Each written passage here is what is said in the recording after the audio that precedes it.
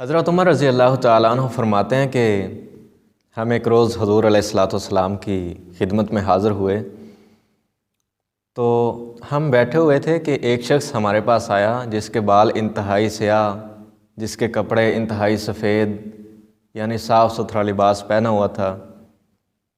تو ایسا لگتا تھا کہ وہ بہت دور سے آیا ہے، لیکن اس کا حلیہ دیکھنے سے لگتا نہیں تھا کہ وہ مسافر ہے، ایسا لگتا تھا کہ وہ یہیں کا رہنے والا ہے، لیکن ہم میں سے اسے کوئی جانتا بھی نہیں تھا۔ بہرحال وہ شخص ہمارے پاس آیا، آتے ہی اس نے حضور علیہ الصلوۃ والسلام کے مبارک گھٹنوں کے ساتھ گھٹنے ملائے اور بیٹھ گیا، اور اس نے ایک سوال کیا، یا رسول اللہ صلی اللہ علیہ وآلہ وسلم، مجھے اسلام کے بارے میں بتائیں کہ اسلام کیا ہوتا ہے؟ آپ علیہ الصلوۃ والسلام نے فرمایا کہ اسلام یہ ہے کہ تم گواہی دو کہ اللہ کے علاوہ کوئی معبود نہیں اور محمد رسول اللہ صلی اللہ علیہ وآلہ وسلم اللہ تعالیٰ کے رسول ہیں۔ اس کے بعد نماز قائم کرو، زکوٰۃ ادا کرو، رمضان کے روزے رکھو، اور اگر آپ کے پاس طاقت ہے، استطاعت ہے، تو آپ بیت اللہ کا حج بھی کرو۔ تو اس شخص نے کہا کہ آپ علیہ السلام نے سچ فرمایا ہے، یعنی تصدیق کر دی۔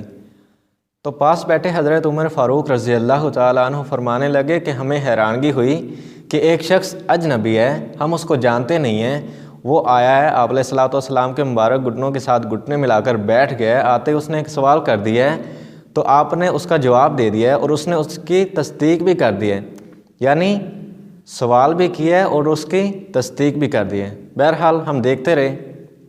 اس نے ایک اور سوال کیا کہ یا رسول اللہ صلی اللہ علیہ وآلہ وسلم، مجھے ایمان کے بارے میں بتائیں کہ ایمان کیا ہے؟ آپ علیہ الصلوۃ والسلام نے فرمایا کہ ایمان یہ ہے کہ تم اللہ تعالیٰ کو ایک معبود مانو اور محمد رسول اللہ صلی اللہ علیہ وآلہ وسلم کو اللہ تعالیٰ کا آخری رسول مانو۔ اللہ تعالیٰ کی کتابوں پر ایمان لاؤ، فرشتوں پر ایمان، رسولوں پر ایمان، اور روز محشر پر ایمان، یعنی قیامت والے دن پر ایمان۔ اس کے علاوہ تقدیر کے اچھا یا برا ہونے پر ایمان لاؤ۔ تو اس شخص نے پھر اس بات کی تصدیق کی، تو ایک اور سوال کر دیا کہ یا رسول اللہ صلی اللہ علیہ وآلہ وسلم، مجھے احسان کے بارے میں بتائیں کہ احسان کیا ہوتا ہے؟ آپ علیہ السلام نے فرمایا کہ احسان یہ ہے کہ تم نماز پڑھو گویا کہ تم اللہ تعالیٰ کو دیکھ رہے ہو، اور اگر تم نہیں دیکھ سکے تو اس بات کا یقین رکھو کہ اللہ تعالیٰ تمہیں دیکھ رہا ہے۔ پھر اس شخص نے ایک اور سوال کیا کہ یا رسول اللہ صلی اللہ علیہ وآلہ وسلم، مجھے قیامت کے بارے میں بتائیں۔ آپ علیہ السلام نے فرمایا مسئول سائل سے زیادہ نہیں جانتا، یعنی قیامت کا علم مجھے نہیں ہے۔ پھر اس شخص نے کہا کہ یا رسول اللہ صلی اللہ علیہ وآلہ وسلم، مجھے قیامت کی نشانیوں کے بارے میں بتائیں۔ آپ علیہ السلام نے فرمایا کہ قیامت کی نشانی یہ ہے کہ لونڈی اپنی مالکہ کو جنم دے گی، اور تم دیکھو گے کہ ننگے پاؤں ننگے بدن یہ جو بکریوں کے چرواہے ہیں، ان کو بلند و بالا عمارتیں بناتے ہوئے اور ان پر فخر کریں گے۔ تو وہ چلا گیا، وہ شخص چلا گیا۔ حضور علیہ الصلوۃ والسلام نے حضرت عمر فاروق رضی اللہ تعالیٰ عنہ سے پوچھا کہ اے عمر، کیا تم جانتے ہو کہ یہ شخص کون تھا؟ حضرت عمر فرمانے لگے یا رسول اللہ نہیں۔ حضور علیہ الصلوۃ والسلام نے فرمایا اے عمر، یہ شخص، یہ مسافر حضرت جبرائیل صلوات والسلام تھے، آپ کو تمہارا دین سکھانے آئے تھے۔